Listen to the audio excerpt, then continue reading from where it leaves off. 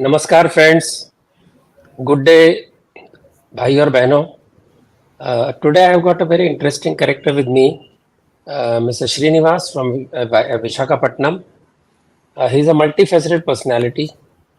I happened to bump into him in Coorg when there was a friendly meet organized by Ms. Chaya Nanjappa, another very active lady who works for the tribal welfare and tribal women.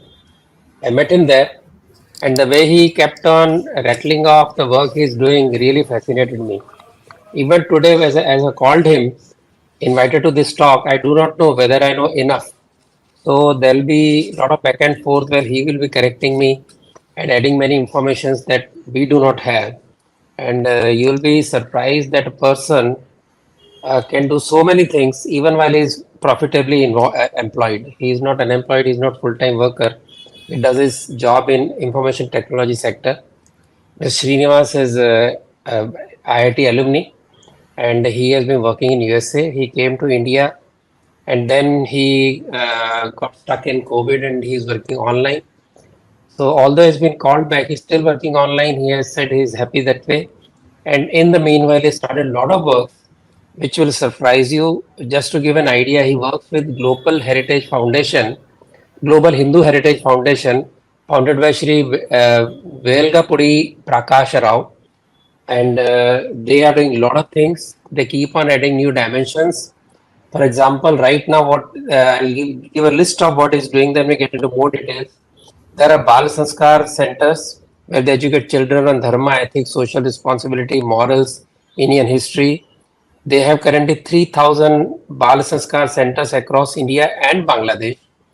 They educate children in keeping their surroundings clean, plastic free, and plantation with help of their parents. So he also involved in ecology minus Greta Thunberg. Then there is Gharwapsi, where they educate people the importance of Sanatana Dharma, richness of culture, provide a respectable platform for those who wish to return to our Dharma. They are also involved in temple renovation. They identify temples, particularly in scheduled caste localities, that need immediate attention and renovate with the help of locals so they can continue worship. They provide water to cows, birds, dogs in many cities. They encourage people to label their houses with Jai Shri Ram, Om Namah Shivaya, and flag, etc., to pronounce proudly that they are Hindus. They provide push carts who struggle to eke out life but ready to work hard to those poor people who are working on the vending. Provide buttermilk and footwear in summer in cities to people who don't have it.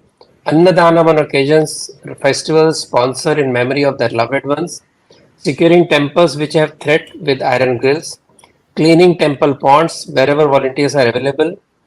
In the future, they also hope to start a nursing school and then educate social media in the Western, use social media to educate people in the Western countries about Sanatana Dharma and so many other things. So you'll find that a young man on a job, doing that job as per US time and then giving his time to these social activities that he's heading. It's quite a mouthful, quite difficult to even imagine doing so many things. That fascination brought me, suggested that I should call him to my YouTube. So, Namaskar, Srinivas ji. Namaste ji, namaskar Ratan ji. So, I have given a very soft profile of your own self. So, could you tell a little more about yourself? Definitely. To begin with, I am involved with the foundation called Global Hindu Heritage Foundation. This was established back in US with a professor called Velagapudi Prakash Rao Garu. And he was in US from 1965. And suddenly he started realizing what is happening in India. Then he quit his job and totally dedicated for Sanatana Dharma. So he started writing articles to the newspapers, or TV debates, or writing books. He did so many things for the past 10, 12 years. The thing is, we did not see any change at the basic level for Hindus back in India also. So then we thought we should start working at the very ground level. That is when I moved back to India. I was in US for 22 years. and then I am back to India now, and I'm totally working for this Sanatana Dharma. So we started so many activities. We are reviving so many things, and so to begin with, we started Gharwapsi. We hired some people for a full time, and we trained them so that they go to the roots of the villages and explain what is Dharma, what are the basics of Dharma, why should we follow Dharma, what is that we forgot, what is that we don't know, what are the practices we are doing, the scientific reason behind our practices. Because these are the reasons, or this ignorance is the main reason for the people to move into other faith, because people from other faiths have so much to tell about them, but we as a Hindus, we don't know anything. We don't know what we are. We don't know our roots are. We don't know what our culture is. That is the reason we're never proud of what we are, and that is a very easy thing for others, and very easy prey for other people to pull our people into their dharma. So that is where we started working on, and so far we happen to bring back our brothers and sisters, like close to 5,000 people. Oh, So that's a big number. that's definitely a big number. And you And don't make any noise, you don't do any publicity, you have no propaganda marketing.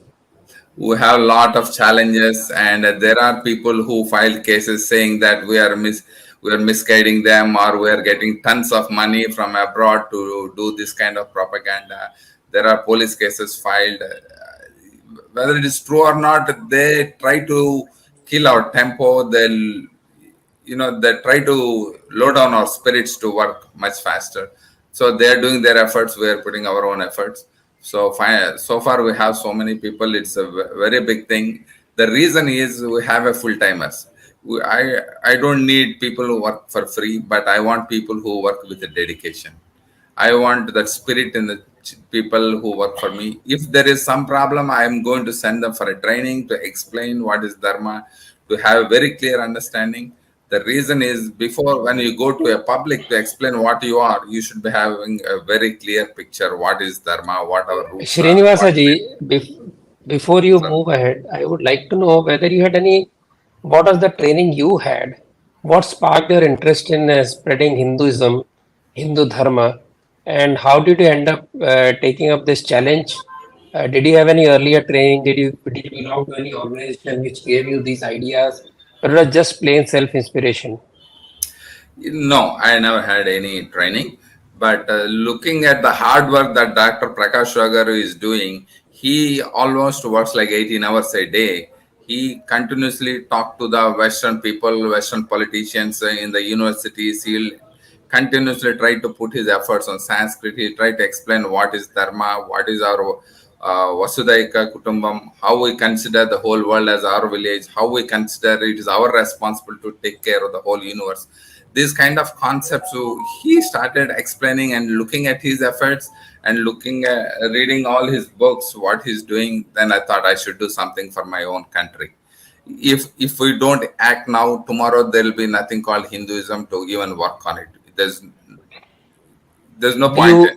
you do you regret any time returning to Bharat from your comfortable life in US?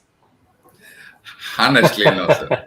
And definitely, it's a very comfortable place in US. But this is my choice. So I thoroughly enjoy doing this work, and I never feel tired on this, because there's lot more to do.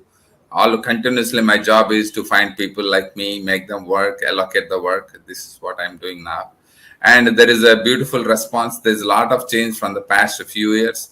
The way people talk to me, they respond to me. Initially they started ignoring me. They thought like there are so many people who talk like that, but now they're seeing how practically we're doing the work, the change in the people, and even the communities also. It's not alone Dharma I am teaching the whole social responsibility for the global Yeah, I Dharma. saw that also. You wrote about this plastic-free Yes, localities. You work with children, and you are encouraging children and young people to save on plastic and also save environment. So, how did sir. that spark come? Thing is that during Gharwapsi, most of the people that come to our Dharma, they are usually illiterates and very poor people. Even when they come back to the Dharma, they don't know much about Dharma. They don't have time to learn about Dharma. they have their own issues and so many financial problems, and Mhm. they're very easy prey to be pulled back by the other people also. So I Mhm. thought, okay, let me start with the children. So before coming to Balasamskar, Gharwapsi is kind of a platform I built so well that whenever people come back to our Dharma, they are very well received, very well respected continuously. And I make sure that Global Hindu Heritage Foundation is always on that. It is a ready-made platform. Whoever is willing to come back, we are here. So that is one thing. Coming to Bal Samskar, children are so like 6 years to 11 years age group, they are so ready, their mind is so clean, and this is the exact time what we should teach them. After 90 years, knowing Dharma is of no use. So we want to know them what is Dharma, and we want them to practice what Dharma.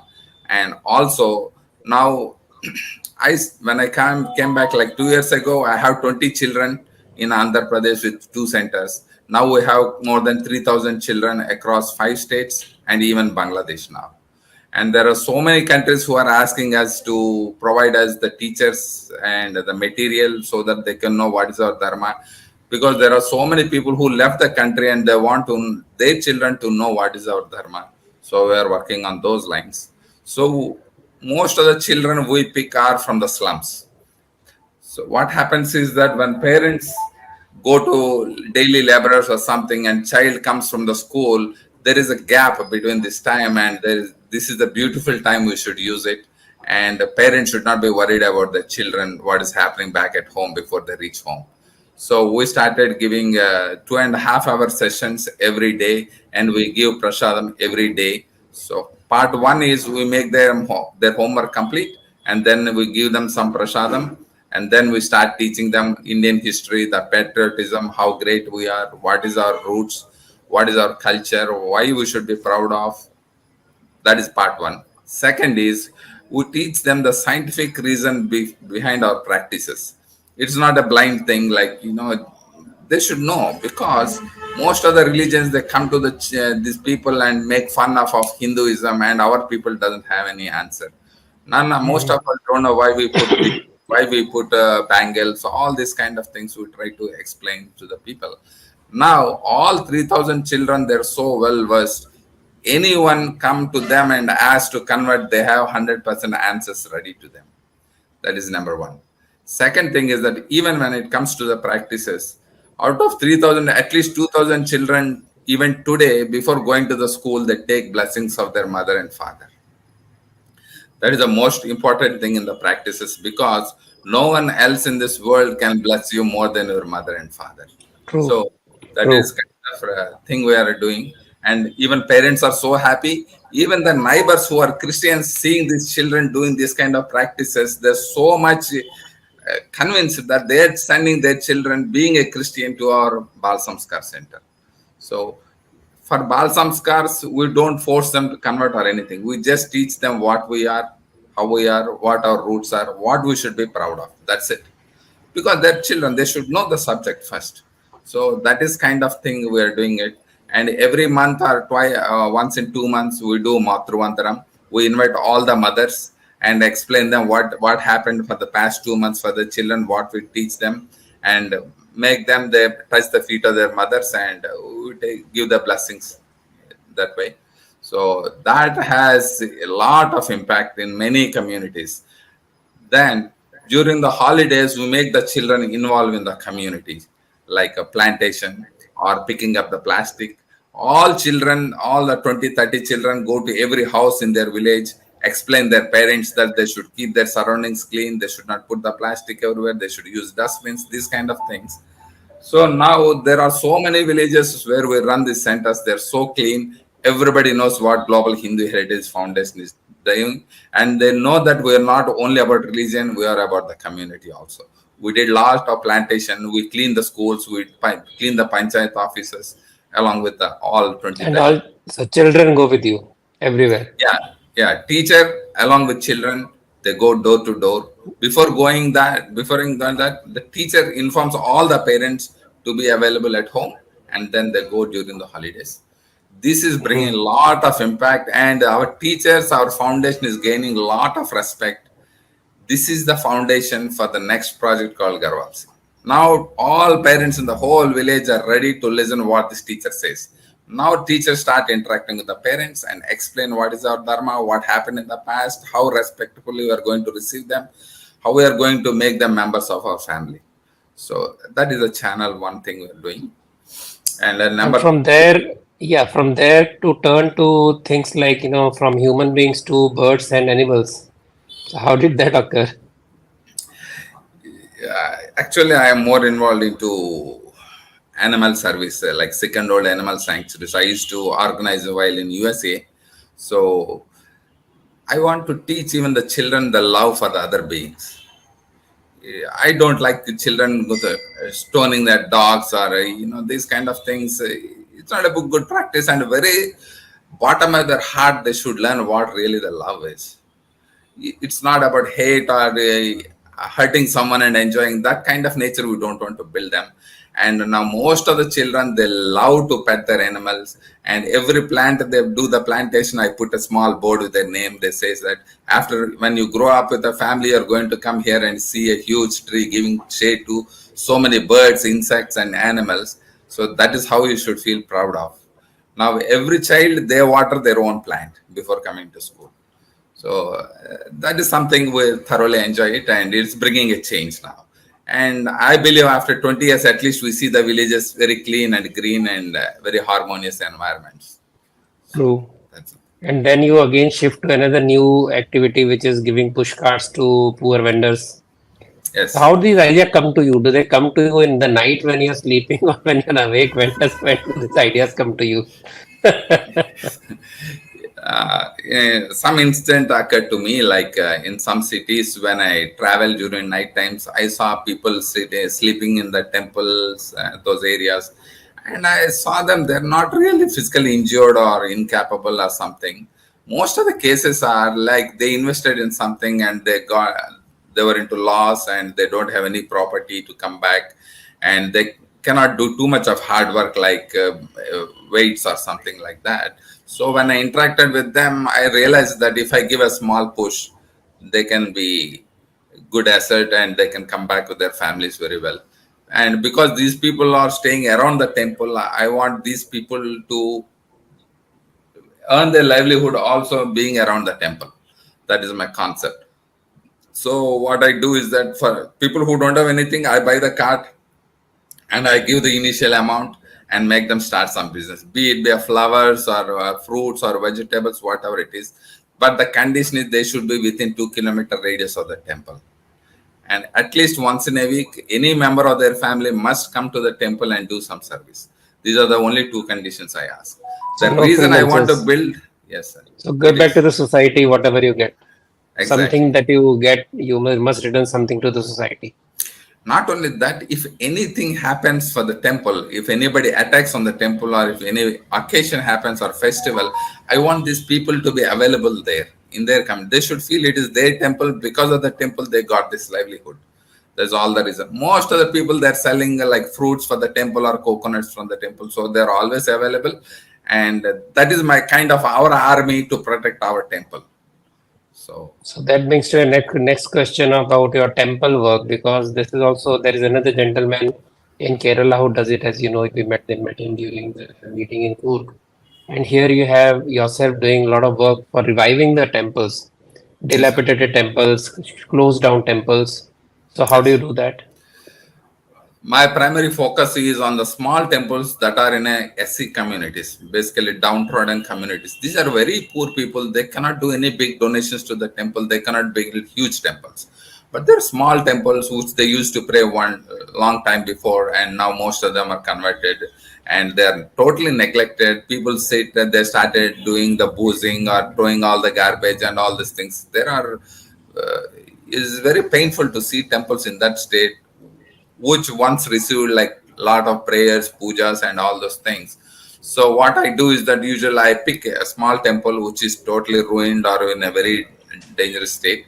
Then I collect all the people, at least few Hindus who are left over there. I invite them. I offer small food or prasadam and a small speech, and I make every person in that community work on this temple on that day.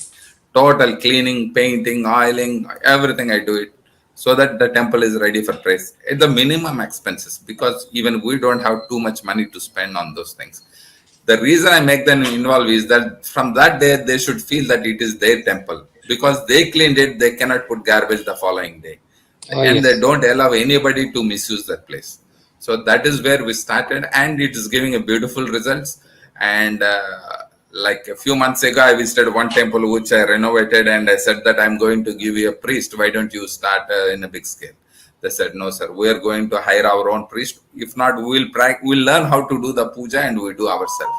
So that is a very big news for me, because most of the people, they keep asking money, but these people said, you don't spend anymore. You did enough. Let us maintain this temple from this day on. So that is a beautiful thing. Now to this day in those temples, there are bhajans happening every day. Laborers Okay. who come from work, they take a bath, they make their food ready for the dinner, and then come to the temple just for 1 hour, sing 4 or 5 bhajans, go back, eat their food, and sleep. So this is a very pleasant environment, and I make them stop watching TV serials. That is a big success for me. So they have plenty of time to spend with. They're talking good things. Now in that village, even if there is any small clash, all these Hindus gather together, and they solve their problem within themselves. They don't need me at all anymore. So we have so far like 40 temples like that we worked on, and there are like 50 more temples which I give only money for Dhupa Deepa Naivedyams. Very small amount, like 600, 700 rupees. Their job is daily go to the temple, put one Deepam, one Agarbatti, and small Prasadam for just for 2 hours. That's it. So these are the communities where there are 100% Christians. I found only Okay. one or two people who was ready to put the Deepam. That's it. So now what happens is that the children started coming to the temple because there is a prasadam. So after 1 week, she started asking, you pray to the God, say namaskaram to the God, then I'll give you prasadam. Then more children started coming. Now we started asking, you go and sit in the temple for 5 minutes, then you'll get the prasadam. Slowly now it happened like at least every evening we see 20, 30 people in this temple, which was once totally ruined and total garbage. So we are trying to expand on those lines also.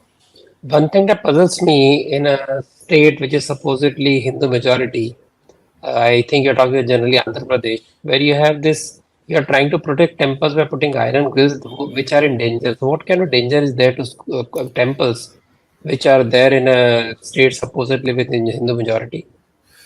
Mostly in rural places, temple is kind of place where you can go and happily relax, play cards, drink, and no one is there to question nowadays. That was Okay. one time ago, people used to question and people used to feel ashamed to go and do these kind of activities in the temples. That is one thing.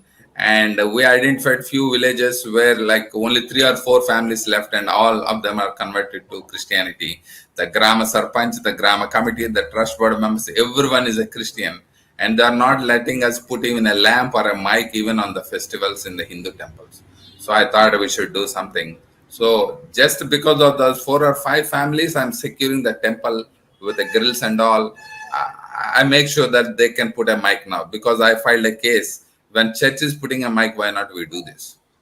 So just for that particular area, it is confined because we want some activity to go on.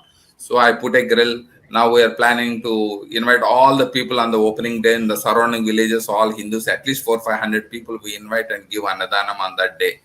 The reason is the Christians in that village should know that there are so many people who are ready to respond if anything happens to this temple tomorrow. So that is the reason I'm trying to bring that. Now, surprisingly, there are so many people who are coming back in the same villages. Though we started with 3 families, now we have like 16, 17. It's okay. So what could be the reason? The What reason sparked their is, interest? in these kind of places, number one reason is that in rural villages, everybody knows everyone. So this fellow once become a Christian and or a Muslim, and when he come back to the Hindus, there are so many people around who try to make fun of them. See, what made you come back? Why did you go there? In the rural, the talk is so much. They're so hesitant to come back, though they want to come back in some situations. This is when we pitch in and we explain them. We are here for you. You're totally well respected. You are as equal as our brothers and sisters. So we explain them, and we explain to the villagers also. We invite them, all of them, for a lunch or a dinner on that day with prasadam, and we explain them with a very experienced teachers or lectures, saying that you should develop your strength, you should have your own people, you should accept them as your own family members. Forget the past, you don't care all these things. And this change is coming. Though there are in rural, there are challenges for the people. So for us, Gharwapsi is definitely a platform we are trying to build where people should comfortably come back to us. And your talk about, asserting Hindu identity in the villages with the saffron flags and Om Namah Shivaya, etc. So, what is the psychology? How does it work? Yeah, this is a kind of a tricky thing for us. Usually, what I do is wherever I find 4 or 5 volunteers, I make all those stencils, I provide all the paint, brushes, ladders, everything. And overnight, will every Hindu will before going to their house, we take their name, we take their interest, whether they want Om Namah Shivaya or Jai Shri Ram or something. And the moment we put it, will also put a hundi there. So if they're interested, they'll give some money. If they're not interested, also we're okay. We'll put the name. Usually they are self-sufficient. Out of 200 houses, if I paint 200 houses, at least 50 houses, they come and donate some 10 rupees or 20 rupees. That amount is good enough for me to go into the next village. So that is a kind of a system I'm trying to build, which should be a self-sufficient. The reason is we cannot afford to spend money for every activity. So, and I want that to come from their own village. So also we're putting stickers also asking Hindus, saying that we are Hindus, don't try to convince us. We decided to stick to our Dharma, please don't touch us. This kind of stickers also we're working. I also saw this compassion. You talk about birds and bees and animals. You also talk of providing slippers, chappals, and water to poor. So, Yes. from where does this idea come?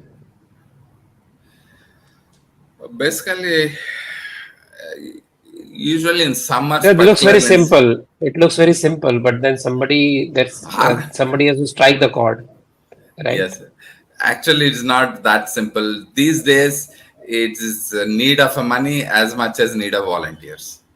There are very few people who are ready to come out, particularly in Hindus, for Dharma. No, it is very tough. They give 100 reasons for, if you ask them to spend 10 minutes for Dharma. So this is a very challenging thing, but we constantly invite them and we offer something, keep on meetings, inspire them, or we invite speakers to speak to the people, so that at least after 100 times they visit, at least after one time, then they like to do some service to the community. So for a buttermilk or something like that, at least I need 5 people per each center.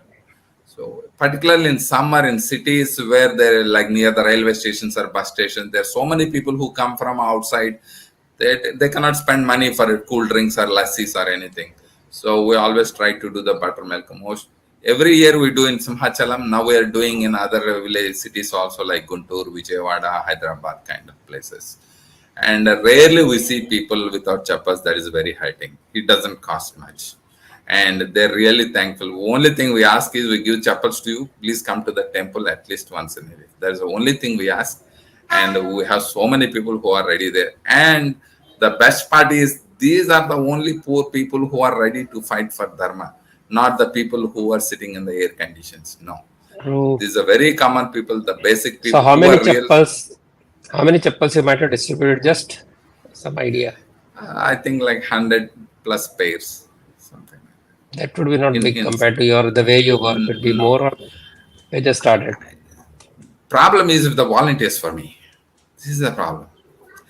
Like I need to coordinate them, bring them to one place, and give them the guidelines how to organize, how to identify people, where to go, these kind of things. If you go to the And villages, distributing chapels, it doesn't work. Our fund is not enough for that, particularly in cities and kind of things. We do that. and Annadhanam project that you do, how do you get volunteers for this? Another, usually I make the locals involve it. Suppose if we renovate a temple, I do Anadhanam. Or if there is any what you call sparsely Hindu populated areas, I try to unite them, bring all the Hindus, like maybe 20 families per each village in a cluster of 20 villages. Bring them all of them together. because I want them to know what is Dharma, what are our roots, and they come from far off places, walking in a hot weather, losing their labor or anything like that. At least I should provide them good food and a good lecture, because without food things doesn't work. I should do that. Also, most of my friends, like if even if it's a birthday or a marriage day, or if the son got graduated or anything, I say, please do annadanam. I am there to organize. I will give, I am accountable for that. Whatever money you give, I'll show you how many people are being fed on this name, and they will be happy and you will be happy. This is the noblest task you can do, and we are always ready here. And there's so many people coming forward these days. Challenging is to find volunteers now.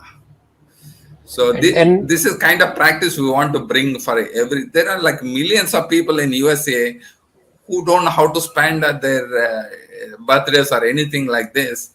So now we're showing them a platform. So we're still working on it. There's a huge so response, all definitely. so all these things that you do naturally it flows from compassion that you have and your ever taking mind that you keep on thinking of new things when you look around. How many days in a week do you travel out of your home? You're not in home. How many days a week or how many hours a week you go out and spend your time with people for this work? Usually, I travel only 1 or 2 days a week, because travel is also an expensive thing now. And Global Hindu Heritage Foundation is spread across like 6 states in India and also in Okay. Bangladesh. It is way expensive. Instead, I have my every day. Usually, I make 60 to 70 calls every day, either to the Okay. volunteers or in charges or people who are executing it, who are managing the material, whatever it is. Every day I talk to 60 to 70 people. At least 6 to 7 organizations keep calling me, like they take advices from them, or they want to work along with us, or they want us to help them in executing their own plans or something like that. I don't mind whether it is on my banner or their banner. We want Hindu Dharma or Sanatan Dharma to be revived again. So I'm always ready to support any organization, any group, provided they fit to our guidelines. So there are so many Hmm. organizations here, even in South India also. They keep calling us. They keep calling whether they can provide any books to the children, or any material to the children, or any bhajans. And so many children are practicing bhajans. They are beautifully singing the songs now, Hindu Dharma or national leaders or old freedom fighters. There is Hmm. definitely a change, and there are so many people coming back. So you talk of volunteers now. You talked about some paid volunteers who honorarium they take honorarium work for you, and there'll be many who work free for you. So overall, what is the strength of your volunteers in numbers? I have like 17 Roughly volunteers who totally 17. work full time only for Gharwapsi projects, who explain Okay. what is Gharwapsi, what is Dharma. They also work on the church one. If any people it is try to install a church in the temple lands, we are there to fight. We have Mm-hmm. RTIs. We filed thousands of RTIs. Also, we have a different part of the group we are working with, different organization, where we provide them help in gathering the temple lands. So we are digitalizing those things. So far, we have like 400 temples data, completely starting from the British period, to whom this land belongs, who donated it, Okay. how much is the land now. So eventually, we want everyone to be able to see on a click, to see how much land their village temple has and who encroached it. This kind of information we are working on it, and we are definitely Okay. helping them on this. And there may be occasional volunteers coming in your support. Those numbers would be going to thousands something or a few hundreds We who cannot just come for a expect few of. thousands these days. But Okay. suppose you take Balasamskar, I don't want free. I want them to give a perfect education to the child. If they're willing to do free of cost, I'm very happy. But I want perfectly answerable. Because they're free doesn't mean that I can ask them the questions. No.